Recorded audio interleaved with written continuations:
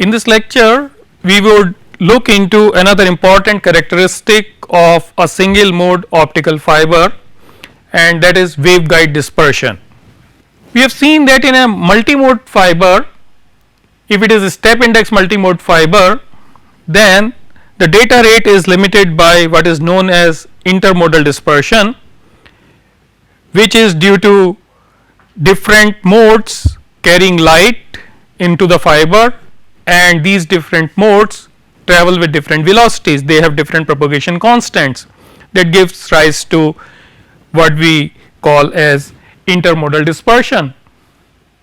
We can minimize intermodal dispersion in a multimode fiber by having a graded index profile, and then in such a fiber we have intermodal dispersion, which is very small, and then another kind of dispersion comes into picture, which is known as material dispersion, which is nothing but the wavelength dependence of the refractive index of the material of the fiber.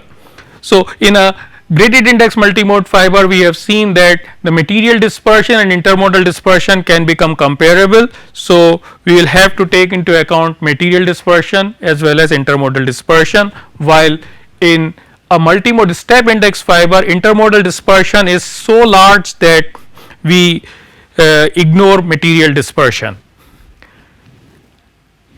Although by using a graded index fiber we can minimize intermodal dispersion, but we cannot completely get rid of it. So, the obvious way to get rid of intermodal dispersion is to use a single mode fiber.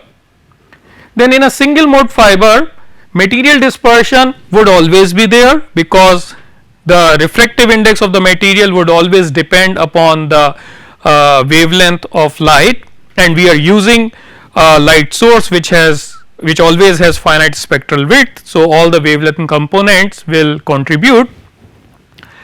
Then apart from this material dispersion, a single mode fiber also exhibits another kind of dispersion, which is known as waveguide dispersion. What is this waveguide dispersion? Because we have finite line width of the source, so different wavelength components of the source have different propagation constants of modes. So, in a way each wavelength component has its own mode, and that mode propagates with different velocity. It has different propagation constant, and that gives rise to what is known as waveguide dispersion. We call it waveguide dispersion because it is purely due to the wave guidance in a fiber, because wave guidance in a fiber is different for different wavelengths.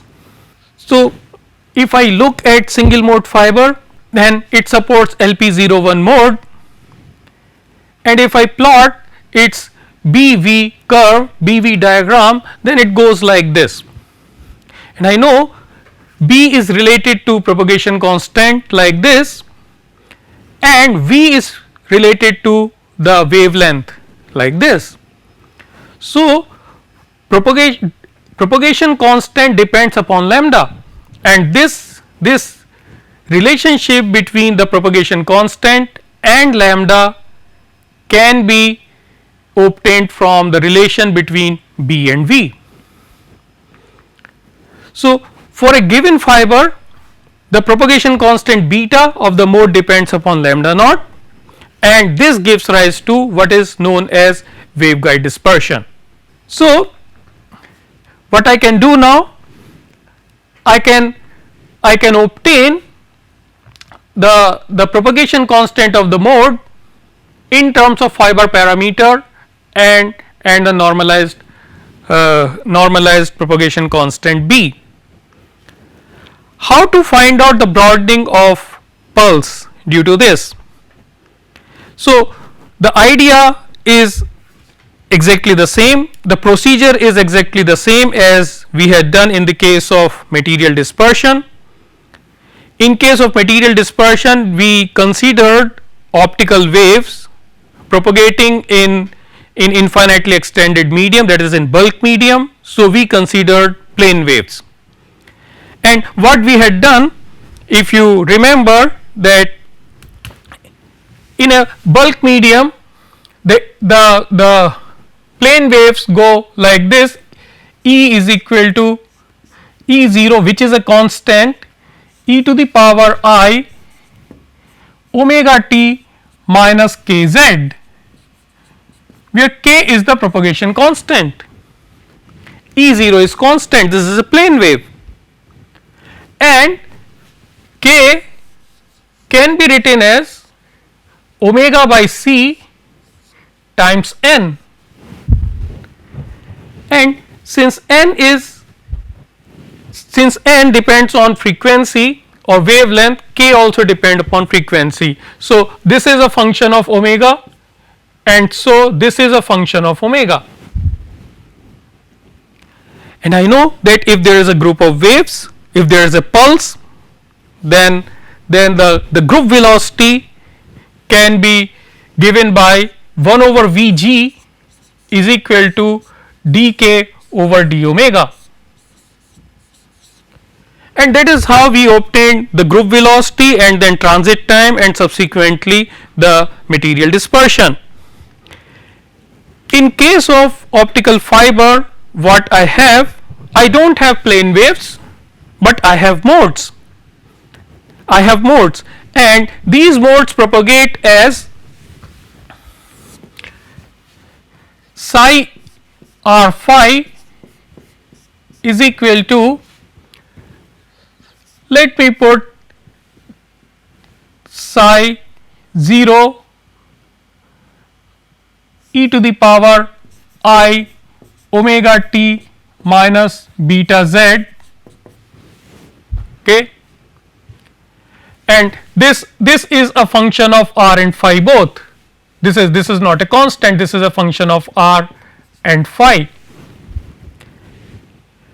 Then instead of having k, I have beta, which is the propagation constant, and if I want to now find out the pulse broadening, then again I will have to find out the group velocity, and in this case the group velocity will be given by d beta over d omega, and this beta is a function of lambda naught or the frequency omega, okay.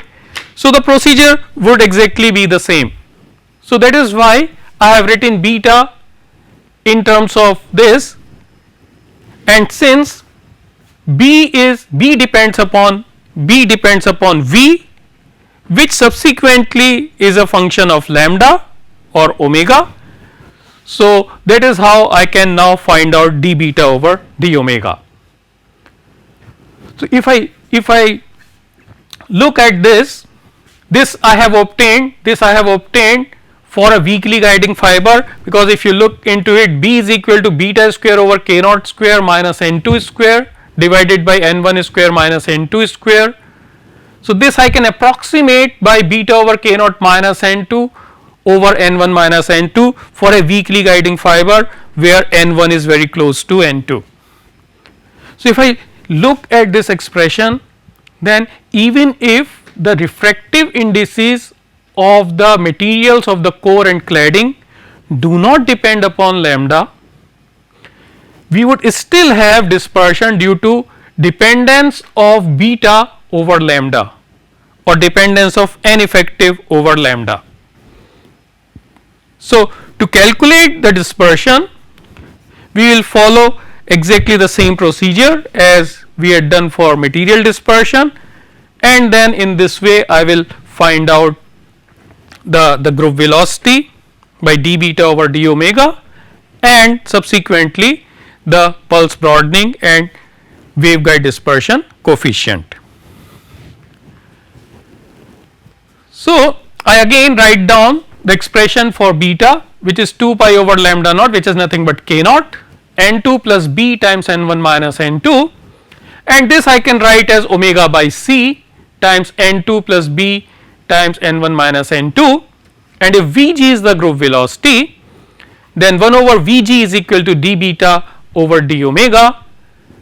So I do d beta over d omega from here, so I will get 1 over c n2 plus b n1 minus n2 plus omega by c, then the differential of this would be 0, and if I take the differential of this, then it would be omega by c n1 minus n2 dB over dV times dV over d omega. So please pay attention here that I have ignored here the material dispersion. I have assumed that n1 and n2 do not depend upon omega in order to isolate the effect of waveguide dispersion. So in order to purely find out the effect of waveguide dispersion, or to purely find out the waveguide dispersion, I have assumed n1 and n2 to be constant with respect to omega. So what is dV over d omega?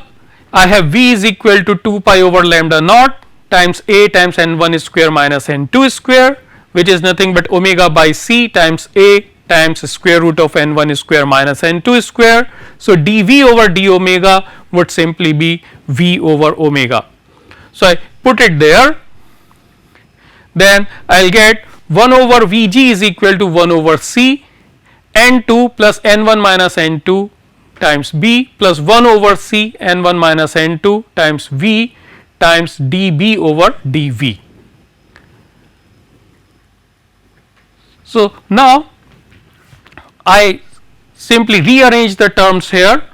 So I take this n2 by c here and n1 minus n2 by c here, which I take common from this term also. So here I have in the square brackets B, which is coming from here, plus V times dB over dV. Okay. So this I can simply write as n2 by c plus n1 minus n2 by c, and this I can write as d of bv over dv. Right. Now I take n2 by c common, and then I can write it as n2 by c times 1 plus n1 minus n2 over n2 dbv over dv, and this I can approximate by delta. For a weakly guiding fiber, delta is n1 minus n2 over n1 or n1 minus n2 over n2, okay, because it is weakly guiding fiber. So I can approximate it by this. So 1 over Vg becomes this much. Once I have Vg, then I can find out what would be the time taken by pulse to traverse length L of the fiber, and that would be given by L by Vg, which is equal to Ln2 by c 1 plus delta dBv over dV. Now if I have a source of spectral width delta lambda naught, then the broadening would be given by due to waveguide dispersion, delta tau w is equal to d tau over d lambda naught times delta lambda naught, and tau is this much from the previous slide.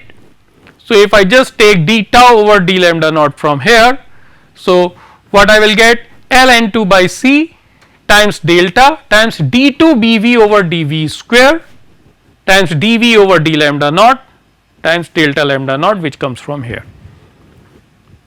What is dv over d lambda naught? We know v is equal to, if you write back the expression for v, then v is equal to 2 pi over lambda naught times a times square root of n1 square minus n2 square. So if you do dv over d lambda naught from here, you will get it as minus v over lambda naught. So if I substitute it there, then I get the pulse broadening delta tau w as minus delta ln2 over c lambda naught times v d2 bv over dv square times delta lambda naught. As usual, I define the dispersion coefficient as broadening per kilometer length of the fiber per nanometer spectral width of the source. So dw is delta tau w over L delta lambda naught. So it would be minus delta n2 by c lambda naught times v d2 bv over dv square. So I have got this waveguide dispersion coefficient now.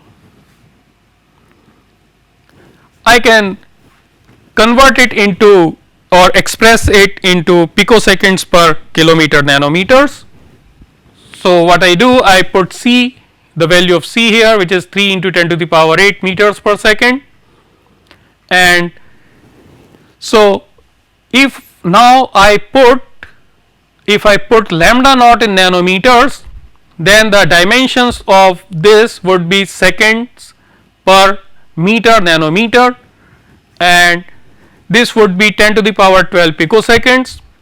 This meter I can convert into kilometers and I retain this nanometers. So, it will become minus delta times n2 by 3 lambda naught times 10 to the power 7 times V d2 bV over dV square in picoseconds per kilometer nanometer, where lambda naught should be put in nanometers.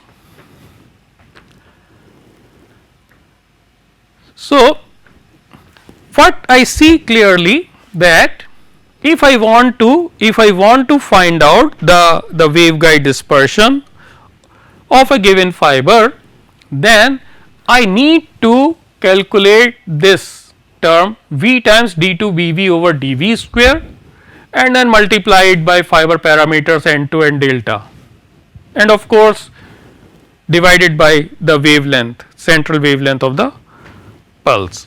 So, I know how B varies with V for a single mode fiber. So, if I draw that, then the variation of B with V goes something like this. Then what I can do, I can find out first, because I need to find out the second derivative of BV. So, first I find out the first derivative of BV, which is dBV over dV, which goes like this, and then I find out d2bV over dV square times V, which comes out like this. So, what I have done, for different values of V, I have solved the transcendental equation corresponding to LP01 mode and obtained the values of B. After having obtained the values of B for different values of V, then I have plotted this and then numerically differentiated this BV with V, and then by numerical differentiation I have obtained this.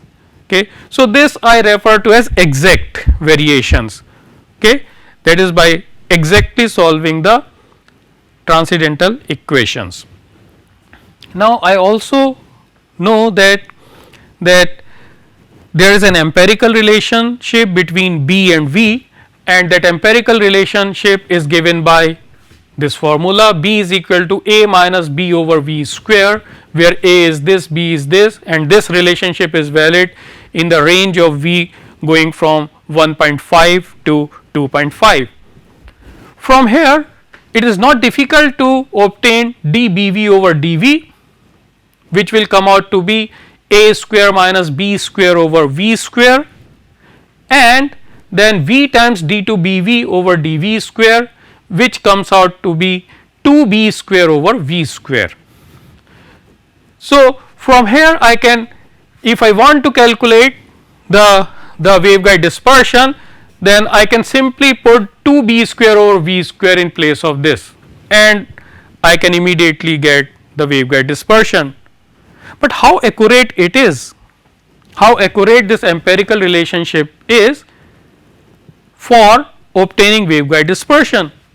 So, for that, what we have done here, I have plotted the variation of B as a function of V from empirical relationship, and then this and this obtained from empirical relationship also.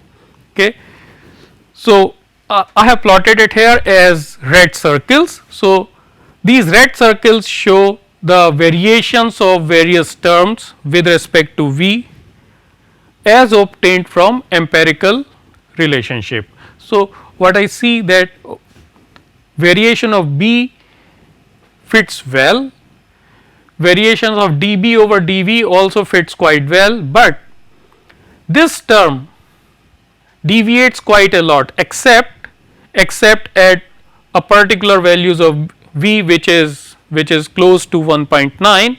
So, at around V is equal to 1.9, the agreement between the empirical relationship and the exact values is good, but when you deviate from this value, then they are the agreement is not good. Okay. So, what should I do? Well, then I cannot use this for the entire range of V. Then Marcuse in 1979 gave another empirical formula which is much accurate, more accurate. It is again empirical relationship between V times d2Vv over dV square and V, and the relationship is given by this. Okay. When I plot this, then which is shown here in green circles, then I find that this relationship fits very well in the entire range of V from 1.5 to 2.5. So, I can safely use this relationship for calculating waveguide dispersion in a single mode fiber. Now, let us look at an example. Take a typical conventional single mode fiber whose parameters are given by this, and this I have adapted from the textbook Introduction to Fiber Optics. So, for these values of fiber parameters, if I calculate the value of V, then the value of V comes out to be 2746.3 nanometer divided by lambda naught. Okay. So, when I put lambda naught in nanometers, then for that value of lambda naught I can find out the value of V, and these two values of N1 and N2 correspond to delta, which is about 0.27%. Now, let me analyze this and calculate all the dispersions and analyze this fiber. Okay. So, I analyze and this fiber at 3 different wavelengths by calculating various parameters. So, when I put lambda naught is equal to 1100 nanometer, then V is 2.497. So, it is close to single mode, okay, but it is not exactly single mode, and the waveguide dispersion, if I calculate, comes out to be minus 1.78 picoseconds per kilometer nanometer. Material dispersion is minus 23 picoseconds per kilometer nanometer, and total dispersion is about minus 25 picoseconds per kilometer nanometer. So, these are the values at 1100 nanometer wavelength. At 1300 nanometer wavelength, waveguide dispersion is minus 3.7, material dispersion is very low, plus 1.58, as we can expect, because this is fused silica glass fiber, and for fused silica glass fiber the zero dispersion wavelength is around 1270 nanometers. So, the total dispersion is minus 2.14 picoseconds per kilometer nanometers. Near to communication window at 1560 nanometer, waveguide dispersion is about minus 6 picoseconds per kilometer nanometers, while material dispersion is plus 22 picoseconds per kilometer nanometer. So, the total dispersion comes out to be about 16 picoseconds per kilometer nanometer. So, what I see in this fiber, that this fiber has very low dispersion of about minus 2 picoseconds per kilometer nanometers at 1300 nanometer wavelength, while it has plus 16 picoseconds per kilometer nanometer dispersion near the lowest loss wavelength.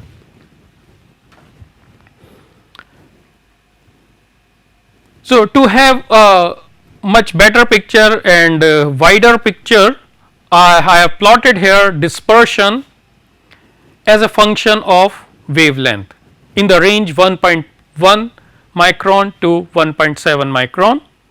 So, this green curve shows that this is waveguide dispersion, which is always negative. This red curve shows the material dispersion and this blue curve shows the total dispersion. Here we have calculated the total dispersion by adding the material dispersion and waveguide dispersion, which is not rigorously correct, but it is quite accurate when the dispersions are not very high. If the dispersions are, the values of dispersions are very high, then I should not just add the material dispersion and waveguide dispersion, and in fact what I should do, while calculating waveguide dispersion, I should also take into account the variation of n1 and n2 with respect to lambda. So, I should automatically include material dispersion while calculating waveguide dispersion. That would be much more rigorous analysis, but for small values of dispersion like this, if I just add them up, then it is sufficient. So, this is what I have. What is the meaning of negative dispersion and positive dispersion? We have seen that in material dispersion also, that for the wavelengths which are less than 1.27 micrometer, the dispersion is negative, material dispersion is negative. For the wavelengths longer than 1.27 micrometer, the material dispersion is positive, and waveguide dispersion is always negative. Okay. So, the total dispersion, what I see, is now shifted from 1.27, which is 0 material dispersion wavelength, from 1.27 micrometer to about 1.3 micrometer. So, I have 1.3 micrometer near 0 total dispersion wavelength. Okay. So, in the next lecture we would see what is the meaning of negative and positive dispersion, how various fiber parameters affect waveguide dispersion, how we can tailor the dispersion in a fiber by having different profiles. Thank you.